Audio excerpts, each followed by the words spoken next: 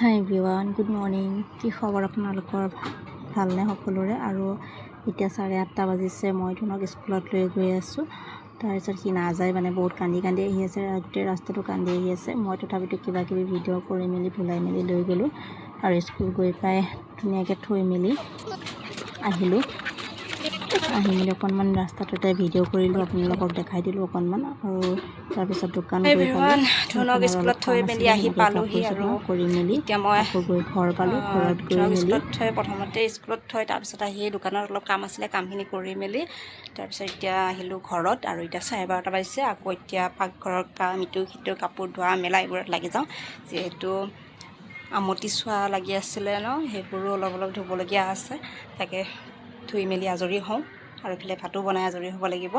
আকৌ 2টা বজাত যাবই লাগিব, যিহেতু কামখিনি কৰি মেলি লগ পাই আছোঁ। এইফালে দোকানত এনেই বহি আছিলোঁ, তাকে ভাবিলোঁ অকণমান ভিডিঅ' কৰি।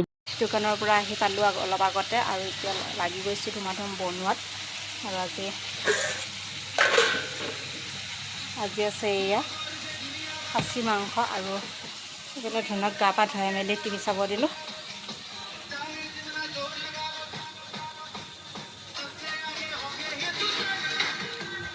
সি চাই আছে। তাৰপিছত এতিয়া মই লাগু বনোৱা সিজত, তাৰপিছত আৰু 9:30 বাপেকে আহিব, খাই মেলি কৰি শুম আৰু। বাৰু আপোনালোকে চাই থাকক, মই বনাই লওঁ।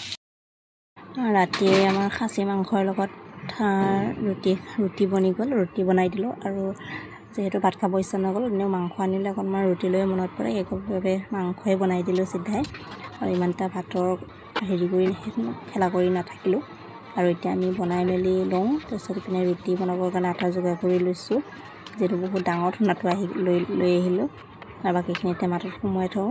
তাৰপিছত আৰু লাহেধিৰে বনাই মেলি খাই কৰি শুম আৰু কি কয় এতিয়া মানে ভইচ দি দিছোঁ। আৰু যিহেতু সেইখিনি সময়ত তেনেকৈ কথা কৈ থকাৰ সময় নাই, যিহেতু বাপেক 9:30 যাবই দোকানৰ পৰা।